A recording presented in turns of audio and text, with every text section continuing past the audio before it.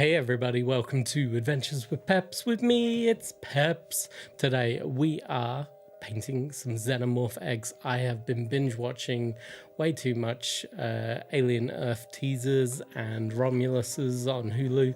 My family are getting super annoyed with me. I have to get rid of this itch. I have to paint a Xenomorph egg. Hope you don't mind the beautiful face telling you what's going to happen in the episode. I don't know why I called it an episode, but anyway, let's get on.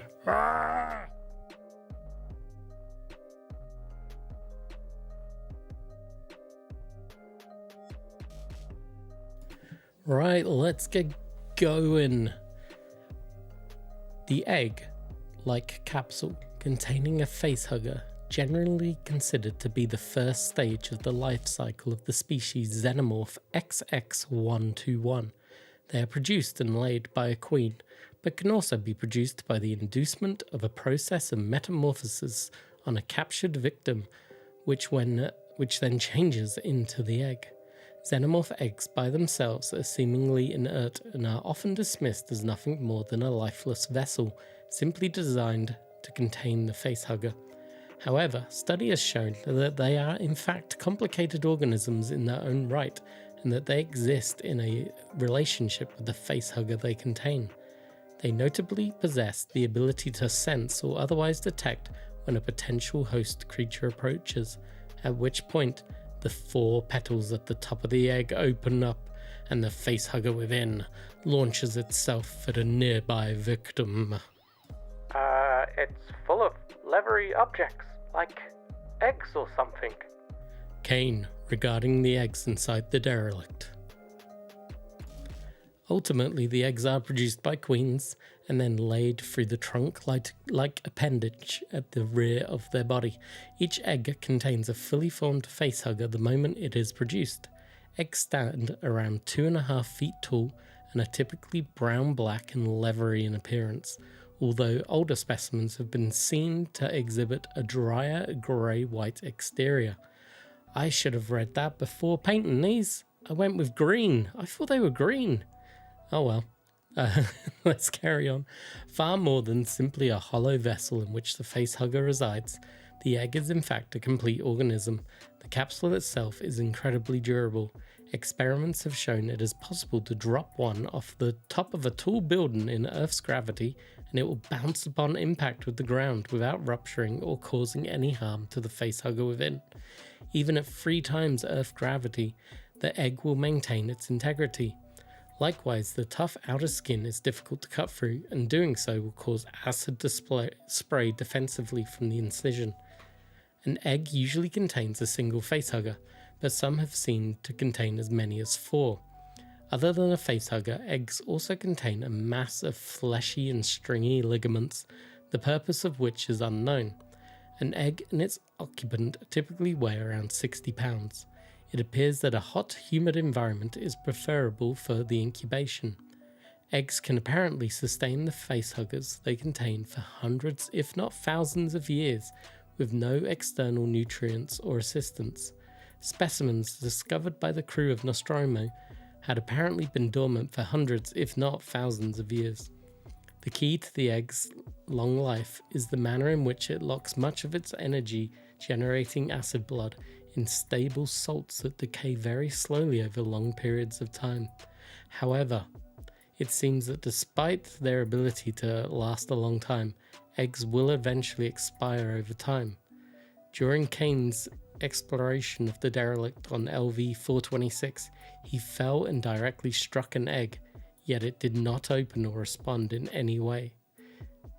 It is not known if an empty egg will create more facehuggers, although the fact that spent eggs are usually discovered hollow and empty seems to suggest it will not. Right, I think that's enough about the eggs. Let's get into what I've actually done with them. So I primed the black heavy dry brush of the Pallid Witch Flesh. Then I grabbed the Army Speed Painter Grim Black and did all the tubey weird things that are wrapped around the base of this egg.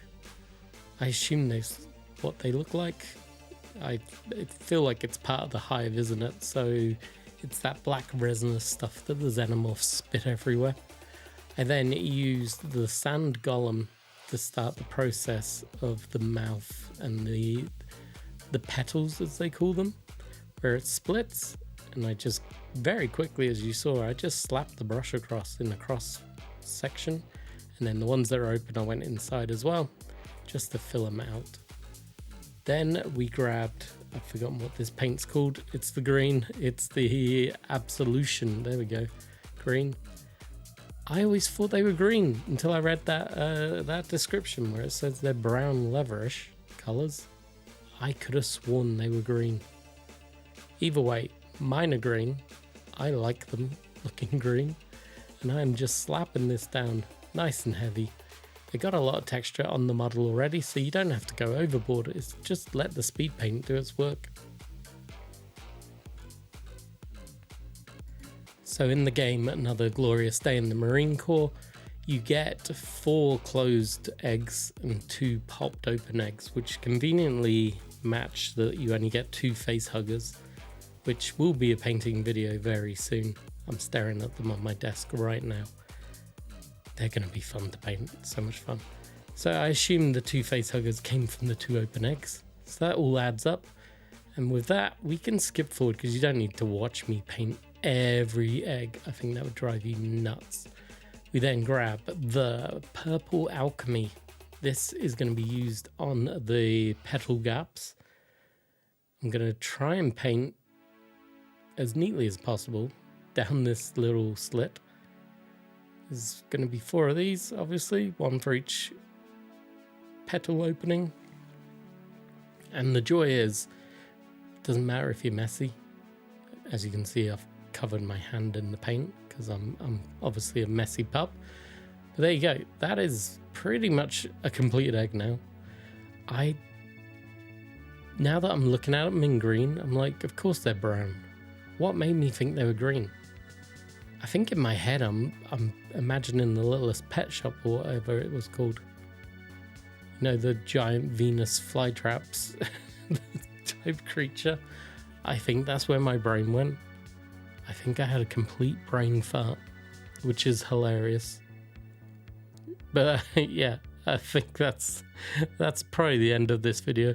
If you've made it this far of listening to me waffle along, I do truly appreciate it. I know time is money. So anytime you wish to spend time with me, I hugely appreciate it. Drop a comment down below, stick an egg somewhere down there and I'll pin it to the top comment.